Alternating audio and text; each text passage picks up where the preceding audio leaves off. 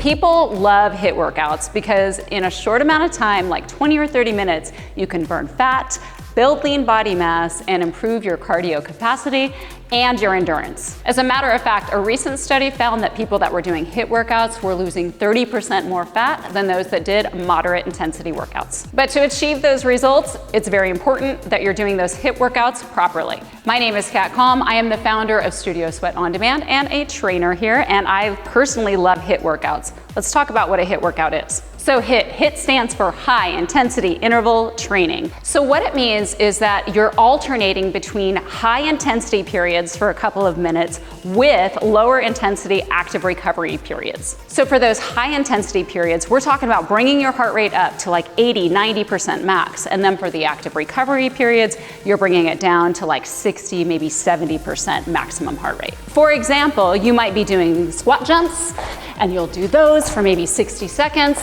And then as an active recovery, you might drop to your back and just do some like bicycles or a plank. So you're still active, but you're recovering and bringing that heart rate down. So next I'm gonna give you 7 tips to maximize your burn during your HIIT workout and to make sure you're doing them properly.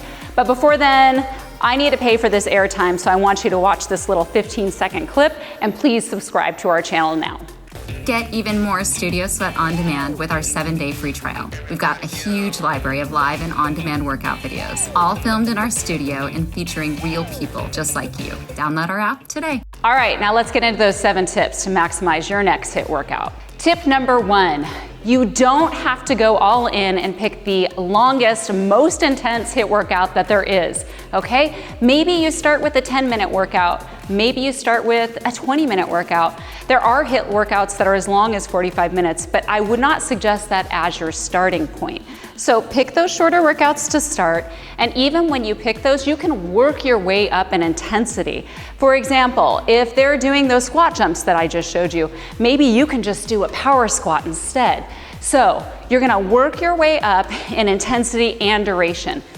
Don't have to go all out from day one. Remember that, and you're going to be able to maintain your intensity during those longer sessions once you build your way up. So HIIT workouts, by the way, they can be cycling workouts, they can be body weight blasts where you're working on resistance training, they can be running workouts, they can be weightlifting workouts, okay? We have all of those on our channel and in our app, by the way. So check out our playlist. We have a playlist specifically for HIIT workouts on our YouTube channel, and if you download our Studio Sweat On Demand app, you can do a free trial. We have an even wider selection of HIIT workouts there. Tip number 2, it's very important that you do a dynamic warm-up before every HIIT training workout. Why? You're going to get your heart rate super high in these workouts, and often they're high impact. So you want to prepare your muscles and your heart because you're about to go all out with a HIIT workout. That warm-up may or may not be included in your workout. So if you're taking a workout online, make sure that if they don't include a warm-up, you hit pause and you do that warm-up on your own. Again, very important. Tip number 3, hydrate. Hydration is a source of energy. You do not want to cramp during your HIIT workout, and you don't want to find yourself with a dry mouth or anything like that. That water that you drink is going to power you through that workout. So make sure that you're hydrated before your workout and even during that HIIT workout. All right, tip number 4, to eat or not to eat before your workout. Well, that's a question that you're really gonna have to ask yourself, because some people can eat before a workout, others cannot. If I eat before a workout, it needs to be like 2 hours before. My husband can crush a burrito right before. Not saying you should crush a burrito, by the way. So if you do wanna fuel up before your workout, oats are a great source of energy. Or if it's in the afternoon or a little bit later in the day, you might wanna try a fast-acting carb like rice cakes or an English muffin. And those are gonna help you to properly store glycogen in your muscles so that you're fueled up and ready to go. Tip number 5, recovery matters, not only outside of your workout, but also during your workout. During the workout, those active recovery periods are equally as important as those intense bouts. You really want to take a moment, bring your heart rate down, your body is fueling up at that point so you can power into your next surge. Then, when it comes to outside of your workout, you do want to incorporate LIST training workouts. LIST stands for low intensity steady state, by the way. So you do want to include those lower intensity workouts, your strength training workouts, your mobility workouts like yoga or stretch and restore, so that when it comes to doing those HIIT workouts, your body is ready to go and it's recovered. By the way, if you don't include those recovery periods, you might find yourself plateauing or even taking a step backwards.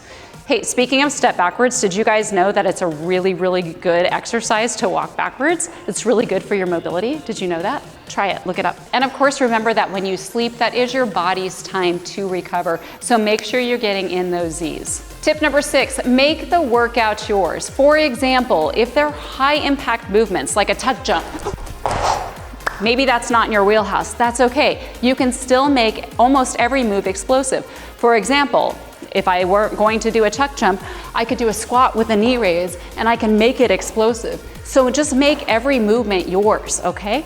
Make sure that modifications are something that you're comfortable with, and please put them in there. You gotta listen to your own body. All right, the final tip that I'm going to give you. Please get comfortable being uncomfortable, because when you do a HIIT workout, that is the goal, to get out of your comfort zone and to push it really hard.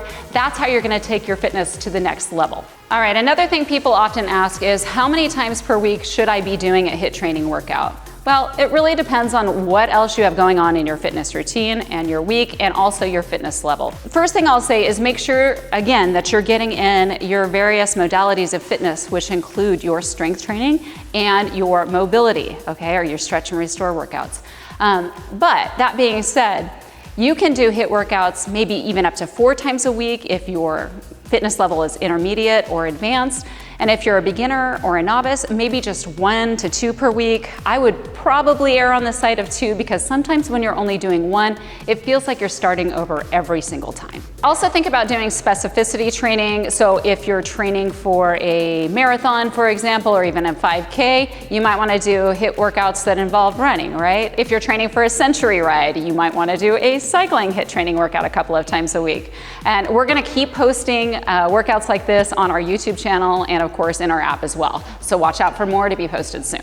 Again, my name is Kat Calm. I am the founder of Studio Sweat On Demand, where our mission is to always help real people just like you get real results. So head on over to studiosweatondemand.com/free trial today to get your free trial, so that you can learn more about these HIIT workouts that we've just been talking about. And with whatever next HIIT workout you do, make sure you hit it hard.